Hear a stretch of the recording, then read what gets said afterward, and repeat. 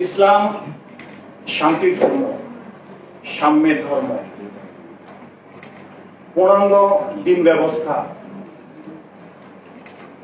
ইহলৌকিক সুখ শান্তি এবং পরলৌকিক মুক্তির জন্যই একমাত্র উদ্দেশ্য থাকে। তো ইসলামের দুটি ধারা থাকে। একটি হচ্ছে আল্লাহ সুবহানাহু ওয়া তাআলার একত্ববাদ এবং রাসূল পাক সাল্লাল্লাহু আলাইহি ওয়াসাল্লামের নবুয়তকে ঈমানের সাথে মেনে নেওয়া এবং আধ্যাত্মিক সাধনার ফলে আল্লাহ পাকের কাছে পরিপূর্ণ আত্মসমর্পণ করা। কেননা আল্লাহ সুবহানাহু ওয়া তাআলা বলেছেন যে আত্মাকে পরিশুদ্ধ করতে পেরেছে সেই সফলতা। তো এই আত্মাকে পরিশুদ্ধ করার জন্য যে রাহবার, যে পথ প্রদর্শক, যুগে যুগে আউলিয়া কেরামগণ এই দেশে এসেছেন, তাদের মূল মার্কাজ হচ্ছে দরবার শরীফ, খানকা শরীফ। তো এই দরবার শরীফকে 5ই আগস্টের পর থেকে বিভিন্ন জায়গায় দরবারে অগ্নিকাণ্ড হয়েছে এবং কি লুটপাট হয়েছে।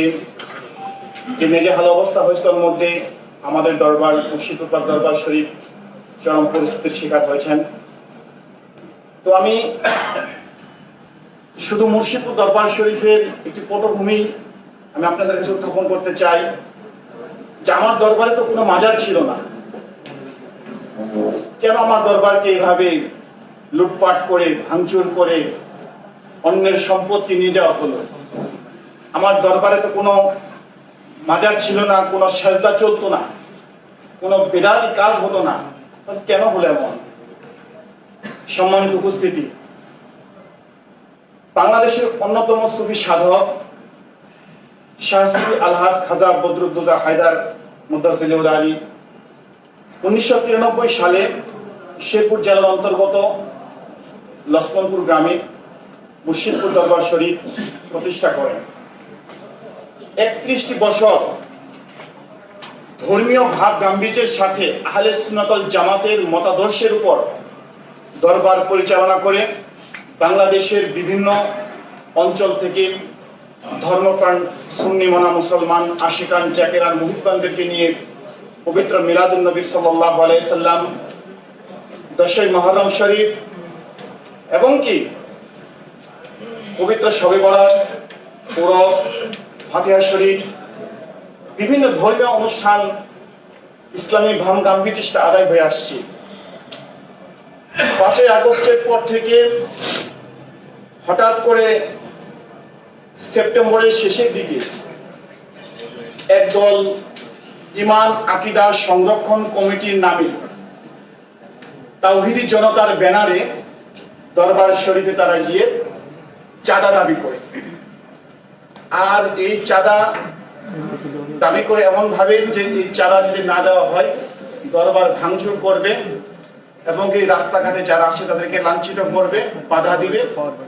এই অবস্থানের মধ্য দিয়ে শেরপুর জেলা প্রশাসক মহোদয়কে জানানো হলে তিনি সমঝোতার জন্য দুই পক্ষকে আহ্বান করে ডাকেন, কিন্তু দেখা গেল যে আমরা জেলা প্রশাসক মহোদয়ের কাছে গেলে সেই দলটি আর আসে না।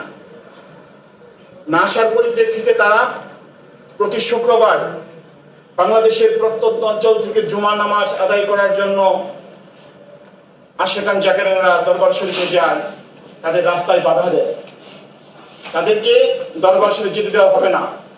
এই পরিস্থিতি আমি নিজেও হয়েছিলাম। আমি ঢাকা থেকে শুধু একটি জুমা নামাজ আদায় করার জন্য আমি মুর্শিদপুর দরবার শরীফে যাই, কিন্তু রাস্তা থেকে আমাকে ঢাকাতে পুনরায় ফেরত আসতে হয়েছে, আমাকে দরবার শরীফে যেতে দেয় না।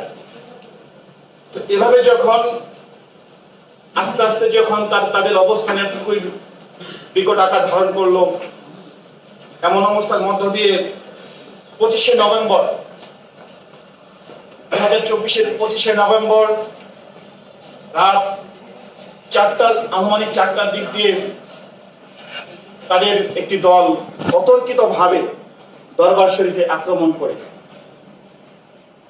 দরবার শরীফে যে 900 প্রহরী আছে এবং এলাকার স্থানীয় ব্যক্তিদের সহায়তায় তারা 7 জন আটক হয়। 7 জন আটক তাদেরকে পুলিশের কাছে সোপর্দ করা হয়। এতে তারা আরো ক্ষিপ্ত হয়ে যায়। পরবর্তীতে 28 নভেম্বরের দিকে তারা দরবার শরীফে হামলা করে 1000 থেকে 1200 লোক দরবার শরীফে হামলা করে।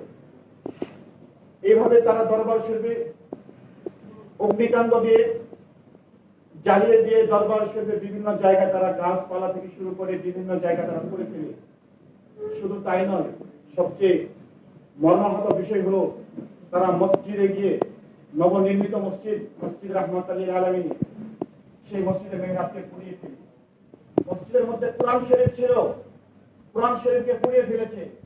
হাদিস গ্রন্থ ছিল, হাদিস গ্রন্থগুলো পুড়িয়ে ফেলেছে। এইভাবে দরবার শরীফের বিভিন্ন জায়গায় তারা পুড়িয়ে ফেলেছে। দরবার শরীফ থেকে গৃহপালিত পশু, গরু, ছাগল, দুম্বা, মহিষ, এইভাবে সমস্ত কিছু তারা, অর্থ, স্বর্ণালঙ্কার সমস্ত কিছু তারা লুটপাট করে নিয়ে যায়। তো এভাবে আজকে আমরা মর্মাহত, আজকে আমরা অত্যন্ত হৃদয় ব্যথা নিয়ে আজ আপনাদের কাছে এসেছি যে আমার দরবারে তো কোনো মাজার ছিল না, কোনো বেদাতির কাজ হতো না, কেন আজকে সেই তাওহীদি জনতার ব্যানারে গিয়ে তারা আমাদেরকে এভাবে ক্ষতি করলেন।